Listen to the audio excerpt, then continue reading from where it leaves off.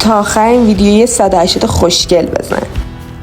سلام، من غزال هستم. سابسکرایب یادت نره، بزن بریم. لگنم رو رول میکنم به سمت پایین، دنبالچمو میکشم به سمت زمین، شونه هامو رول میکنم به سمت عقب، سینه سقف رو نگاه میکنه، قفسه سینم کاملا بازه.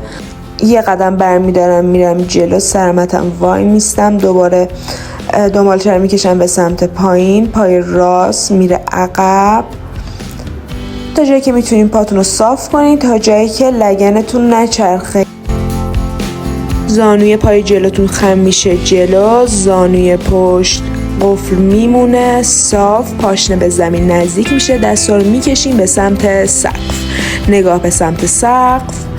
واریر 1، قهرمان 1. برمیگردیم جلو، پا رو عوض میکنیم، یه بار دیگه لگنمون رو چک میکنیم و بعد پا رو به عقب میبریم، کمر به سمت سقف قد میکشه، دستا رو میکشیم بالا، لگن رو میکشیم به سمت داخل، دنبالچه زمین رو نگاه میکنه. برمیگردیم وسط متمونیم، پا رو به سمت طرفین باز میکنیم، بغل پاهامون موازی مت هستش، لگنمون رو میکشیم به سمت زمین، دنبالچه رو میکشیم به سمت زمین، دستا رو میبریم بالا، با کمر صاف و کشیده این پایین و انگشت های دستمون رو مثل کاپ میذاریم روی زمین، کمر صاف، لگن نمیفته عقب، میکشیمش جلو، تمام مدت موازی زمین میمونه. دوباره دنبالچه رو میکشیم داخل، چک میکنیم هر دفعه چون واقعا از اهمیت ویژه‌ای برخورداره. سینمون رو میکشیم به سمت سقف و میریم پایین، میریم موازی زمین، میمونیم. چرا میخوام قشنگ عضلات کمر، لگن درگیر باشه. همونجا میمونیم، انگشت پای راستمون رو میچرخونیم به سمت دیوار راست، زانو رو 90 درجه خم میکنیم، دنبالچه به سمت زمین کشیده میشه، دستا رو از طرفین باز میکنیم و برمیگردیم، انگشت دست راستمون رو نگاه میکنیم. واریر 2. برمیگردیم وسط، دوباره دنبالچه رو به سمت زمین میکشیم، دست ها رو موازی زمین میاریم بالا، زانوی سمت چپ 90 درجه میشه، برمیگردیم انگشت وسط دست چپمون رو نگاه میکنیم. برمیگردیم وسط، همچنان که دیواره خارجی پامون موازی با مته، میریم پایین و از روی پاشنه پا میفته، پاشنه پایی که صافه، به طرفین میریم، دستامون رو موقعی که میخوایم به سمت زمین بشینیم جلو موازی زمین و موقعی که میایم بالا به طرفین و موازی زمین. عضله‌ای که داره کار میکنه عضله داخل ران هست، عضله‌ای که شما با کمکش بلند میشین و میشینین. تمرین کاملا قدرتی و انعطافی هستش.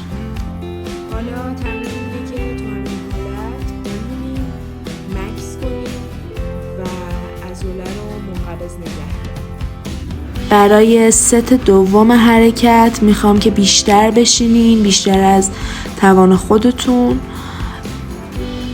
و با مکس طولانی این کار رو انجام بدین. خب برای آخرین بار که رفتیم به سمت پایین، با کمک دستمون از پشت میشینیم روی زمین، زانو رو از بدن دور میکنیم، پنجه پاها به سمت خودمون، فلکس هستش، سینه به سمت سقف. اگه سینه‌تون کاملا صاف بود، آرنجتون رو میندازین پشت زانو و سمت مخالف، سینه میکشه بالا و سقف رو نگاه میکنیم. میشینیم روی زانو، لگن رو میکشیم به سمت خودمون، یک پا روی زانو، یک پا صاف، تا آخرین حدی که میتونیم میریم. اول روی کف دست، بعد روی ساعد هستیم.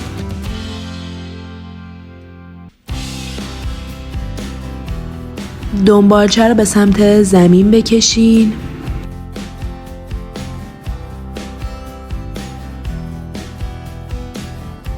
خب برمیگردیم وسط، دوباره دنبالچه رو به سمت زمین میکشین.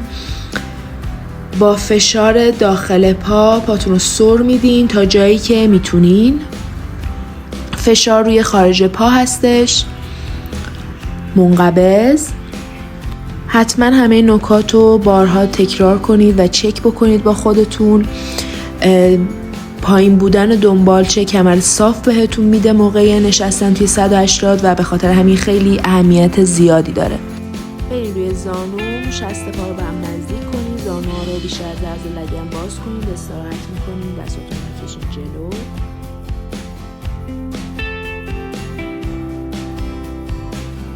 زانوها روی زمین، دنبالچه رو میکشین داخل با فشار داخل ران و سینه باز.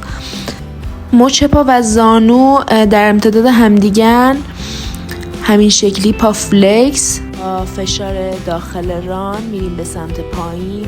دوباره دنبالچه رو برای کمر صاف میکشیم به سمت زمین.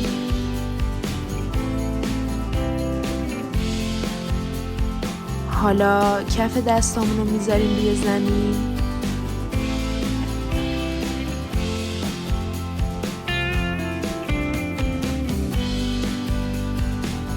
میریم چایلد پوز و استراحت میکنیم.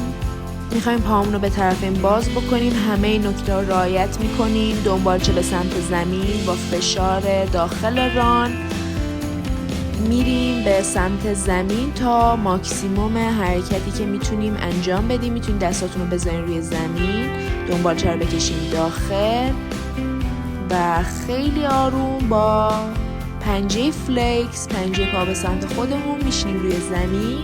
قفسه سینه رو باز میکنیم، داخل ران رو سفت میکنیم و میشینیم.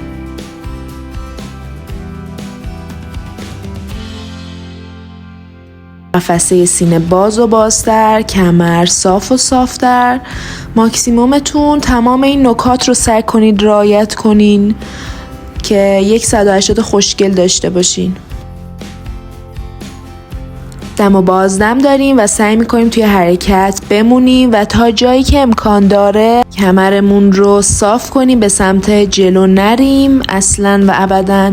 کمر به سمت آسمون کشیده میشه، ستون فقرات کشیده میشه به سمت سقف. با کمک دستتون زانوهاتون رو جمع کنین و بعد زانوها رو به طرفین ببرین، استراحت کنه پاتون.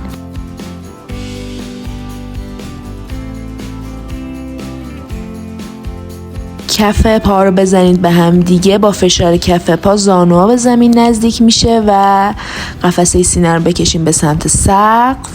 خیلی آروم زانوهاتون رو به زمین نزدیک کنین و سعی کنید به زمین برسونین.